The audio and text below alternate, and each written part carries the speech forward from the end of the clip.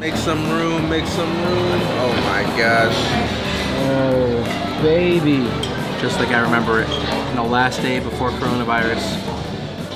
Welcome back, adventurers. Happy summer, everyone. You guys are all in for a very special treat this evening. It's not because of the steel drums in the background. It's actually because we're over here at Storyteller's Cafe to check out dinner. I know, we usually come here for brunch and we love brunch, it's so great, but they also have a very good dinner menu. So we thought we'd check it out and show you guys what's behind those doors. The last time we were here for dinner was March 2020, the last day the parks were open, and our very first video. Long time ago. Feels like ages. So Ancient. Why not check out the dinner menu? Why don't you guys go in with us? We'll show you what's around. There's a little bit of difference between now and brunch and breakfast, but we'll spill it all out for you guys. So join us and welcome to Dream Park.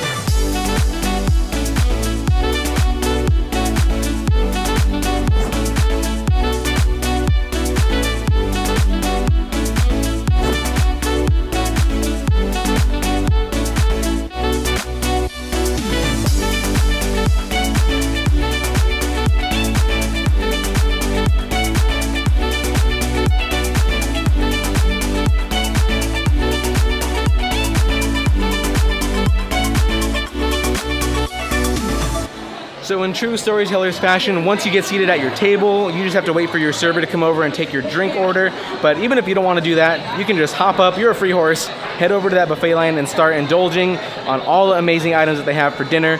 And if you're like me, once you come in the door and you smell it, you're not going to waste time. So let's go. All right, Kenny's going to show us how it's done here at Storytellers. He's a true veteran. I don't know if that's a good thing or a bad thing. It's always nice too when you grab a plate and it's like piping hot, because then whatever you put on your plate is gonna stay nice and warm. I love it. So if you waltz on over here to the very right side of the bar, then you have this salad selection. You get to make your own salad. They have some prepped ones, got Caesar and orzo pasta salad. It's a lot of salad. I don't need salad today. You know, once I first came inside here, I instantly smelled some Olive Garden, and I think I know why. It's probably the Caesar salad and this pasta salad. So I'm gonna get some. Let's try it out. And then it looks like you also got one more salad with roasted cauliflower. Bam, right there. They're looking a little yellow today. And some roasted heirloom carrots and butternut squash right over there. Are they going Greek on us now, or what's happening? Oh, look at that. Ooh. Fresh batch just for you. If you don't mind if I do, I'm just gonna grab some of this cauliflower salad. Looks like it has a little bit of kale in it. And let's go with some of these carrots and butternut squash. Why not? While we're here. What in tarnation are roasted brassicas? Honestly, it looks like cauliflower and Brussels sprouts. It's like giant Brussels sprouts. And if you care to indulge, you can get some penne pasta with bolognese sauce or some roasted salmon. I think that's what I'll be doing. Get some roasted salmon. Oh wow. Woo. Perfect. Thank you. Man. Kenny's is looking a little light compared to mine.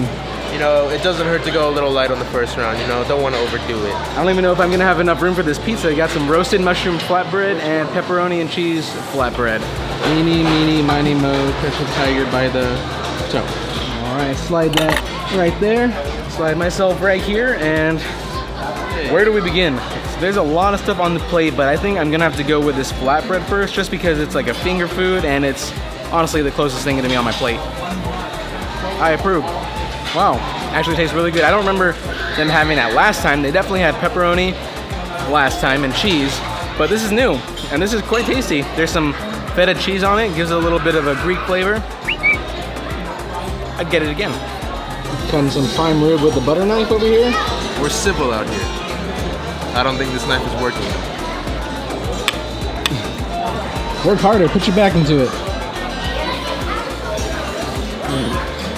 You really gotta chew on this. 2 hours later. Now it's no 5-star prime rib, but you know, it's Storytellers. I can't complain. It's not bad.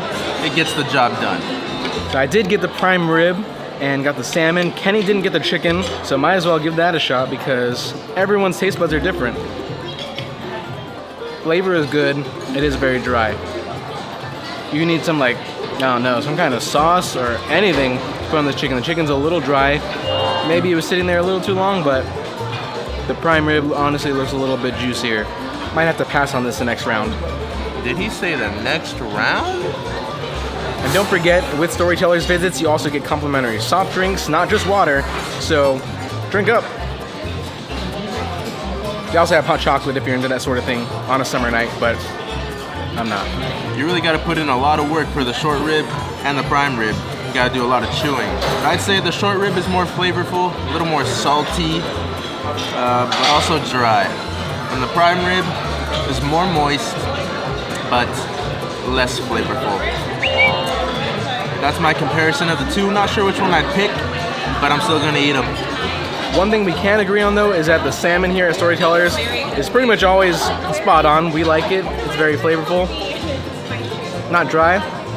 It's good, and I'll get it again. I can't say the same thing about the orzo salad though. Doesn't taste like anything. But the butternut squash, get that. Kenny's being a good boy eating all his vegetables. Good job. If my mom and dad saw me right now, they'd be some proud parents. We're pretty much rounding off the first plate. Whether or not you're someone who can go to the second or third plate or whatever, just make sure you set your pace. And what you're probably wondering by this point in the video is, where are the characters?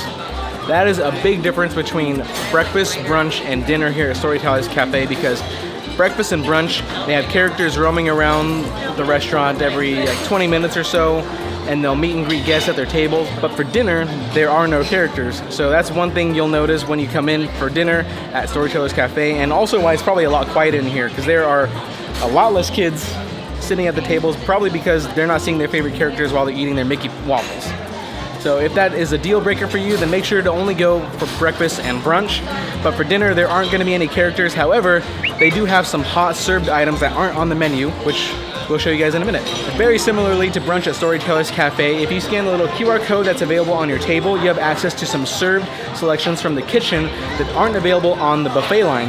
And the list for dinner isn't quite as extensive as brunch was, but there are a few good selections that you might want to check out. So on the dinner menu here, they have spaghetti, all your dinner staples, grilled cheese, chicken tenders, hamburger sliders, and corn chowder soup. That one looks probably the most appealing. You don't see that one every day. First things first, we got the Raising Cane's chicken tenders here with the cane sauce. You know that's a deadly combo. I don't know, it's not looking convincing enough as a Raising Cane's tender to me. It looks like a dinosaur. Some dino nuggets over here. Rawr. Definitely not as moist as Raising Cane's. Very, very crunchy, a little dry. The kids should stick to this. If you're an adult, you should not be getting these chicken tenders. I recommend you leave that for your children and your little cousins and your little brothers and sisters. First up is gonna be the spaghetti with some Parmesan cheese sprinkled on top. Unfortunately, there are no Impossible meatballs in this like at Pim's Kitchen, but we'll give it a shot. If I was Italian, I would not tell my grandma about this spaghetti, because she would throw a fit. It's okay. It's not bad, but it's not great. Next up, we have the sliders with just bread and meat and cheese. What is this? Is it Lunchables over here? All-Stars Lunchables? Very tiny. We're going in. You know, I wasn't expecting much. It wasn't anything special. Just the bun, the cheese, and the meat. It's good. It's a regular slider, but I wouldn't recommend getting these for dinner. You could just stick to all the staples in the food line. But so far, the tenders and the sliders, no go. Wait on it. But these beer-battered fries, on the other hand, make up all for it. These are good. So it looks like you got fries with pretty much all the items. You got fries with the sliders, the tenders, and the grilled cheese. And, you know, a little tip. I saw Michael doing this. Now this I was looking forward to since we got here. We got the grilled cheese. Doesn't look like there's a whole lot of cheese in there, but the server did say that it is Parmesan crusted, so let's do it. It's actually a pretty good grilled cheese. I don't know if I would like eat this all for myself. I'd probably like get it and share it with everyone so I could have more room for that stuff, but this is pretty good. It's pretty good grilled cheese. I think it's worth it. And last but not least, we got some corn chowder. It looks like it has something in it. What is this? Like a dry piece of chicken in there. I don't think it was an accident either. There's more of it. flavor is very good. I'm pretty sure this is the same corn chowder that we had when we came last year when they were only doing like table dinner service, no buffet. I think it's the same corn chowder and I liked it then, I like it now. It's not bacon. It looks like bacon, but it's not bacon. So That is bacon. that is bacon? That's bacon. That is bacon. Wow. My bad. And a bonus, if you get the grilled cheese, just bring it on over here. Boom. Whoa. Now this is all fine and dandy, but there's a lot of great food still on the line we haven't tried. Mostly dessert, so what are we waiting for? Dessert time. And first up, Kenny is getting, what is this? Hot thick cream. This looks like a little yogurt parfait. Cutie on top. Cutie on top with some cream. The dessert spread looks a little bit different from what I last remember. Don't remember that, or even those vegan chocolate chip cookies. You gotta get the molten chocolate cake. You better get two, I want one for myself. But we all know what we really came here for, right here. Sheesh. Make some room, make some room. Oh my gosh. Oh man. It's like a golden glow on Kenny's face. The treasure chest has been opened. You gotta put the magic sauce. That's. Oh, baby! Just getting my tombstone ready, because this is the last nail in the coffin.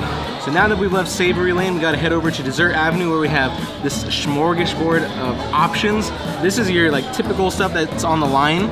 So you got your molten lava cake, your, I forgot what that was called. Mini cheesecake. Mini cheesecake thing, vegan chocolate chip cookies, bread pudding, but you can also ask for ice cream on the side. Tonight they just had vanilla, but last time they also had chocolate and strawberry, plus hot chocolate. It's not hot chocolate unless you get a whipped cream mustache, right? We're not gonna waste any time. We know what we came here for. Bread pudding with the magic sauce. Oh man, the ooey gooey goodness.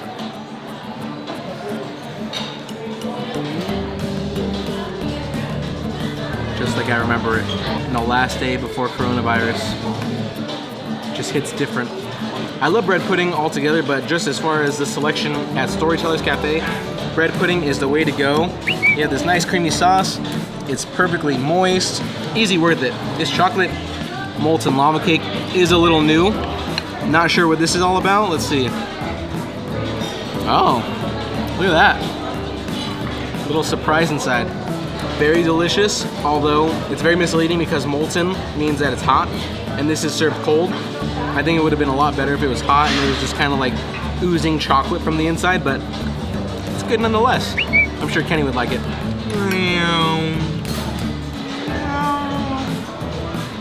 That is some good stuff right there, brother. Little tip for you all. If you ask your waiter or waitress for one of these condiment tins, you can get as much magic sauce as you want and drizzle it all over your bread pudding as much as you want. So don't forget about that.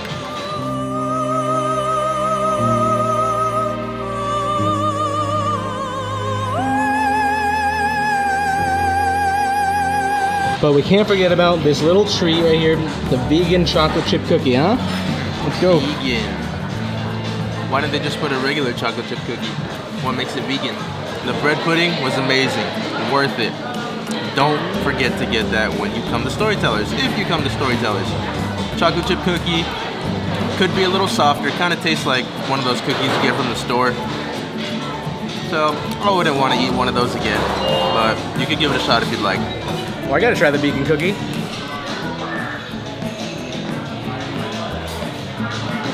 I see what he means. It tastes a little bit like Albertsons, but it also tastes vegan. It's not bad, but it's not great. I wouldn't be mad if I missed out on this, but lava cake's better. Isn't that right, Kenny? I don't know. Let's give it a shot. Let's try this out.